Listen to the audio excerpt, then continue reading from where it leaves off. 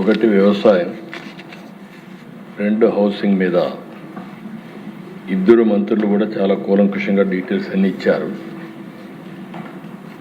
అయితే ఇది అతి ముఖ్యమైన సబ్జెక్టు కాబట్టి కొద్దిగా హైలైట్స్ మాత్రం ప్రభుత్వ విధానం కింద నేను ఎక్స్ప్లెయిన్ చేయాలనుకుంటున్నాను. అధ్యక్ష, వ్యవసాయం చూస్తే మన రాష్ట్రం ముఖ్యంగా వ్యవసాయం పెద్ద ఎత్తున సాగు చేసే రాష్ట్రం. ఈ సంవత్సరం దేశ వ్యవసాయ వృద్ధి రేటు 0.39. అదే మన రాష్ట్రానికి వస్తే 7.83% వృద్ధి రేటు వచ్చేది నమోదైంది. ఇంకొక పక్కన దేశ మన జనాభా రఫ్గా 4.2%. ఇండస్ట్రీ కానీ సర్వీస్ సెక్టర్ కానీ దానికంటే తక్కువే ఉన్నాం. కానీ వ్యవసాయంలో మాత్రం నేషనల్ జీడిపిలో 10% కాంట్రిబ్యూట్ చేసే ఏకైక రాష్ట్రం, అంటే మోర్ దెన్ డబల్.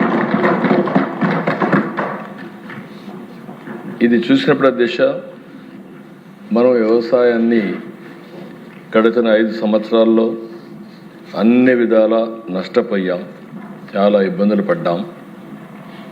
అందుకే స్వర్ణాంధ్ర 10 సూత్రాల్లో అగ్రిటెక్ ఒక ప్రిన్సిపల్, ఒక సూత్రం.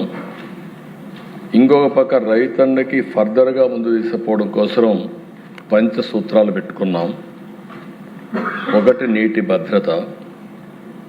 ఇప్పుడే మంత్రి గారు చెప్పారు, డిమాండ్ ఆధారిత పంటలు.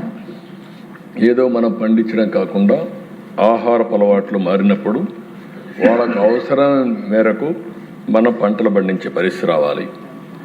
టెక్నాలజీ ఆల్ వాక్స్ ఆఫ్ లైఫ్లో వచ్చింది కాబట్టి అగ్రికల్చర్ మొత్తం టెక్నాలజీ అంతా ఉపయోగించాలి. ఫుడ్ ప్రాసెసింగ్ పోకపోతే, వ్యవసాయ ఆధార పరిశ్రమలు లేకపోతే రాను రాను మనం పండించిన పంటలకి చాలా వరకు వేరియేషన్స్ వచ్చి చాలా నష్టపోయే పరిస్థితి వస్తుంది.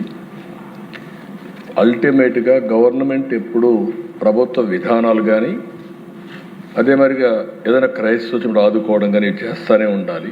ప్రభుత్వ మద్దతు కూడా ఉండాలి. ఇలాంటి 5 ప్రిన్సిపల్స్ పెట్టుకున్నాం. రాష్ట్రంలో 22.5 లక్షల వ్యవసాయ పంప్ సెట్లు పనిచేస్తున్నాయి. ఇంకొక పక్కన దిశ ఈ సంవత్సరం కూడా 69,000 కనెక్షన్లు అదనంగా ఇచ్చాం. ఒక్క వ్యవసాయానికి మనం చూస్తే 13,722 కోట్ల రూపాయలు 26, 27కి ఒక్క కరెంటు మాత్రం ఉచితంగా ఇవ్వడానికి కేటాయించాం.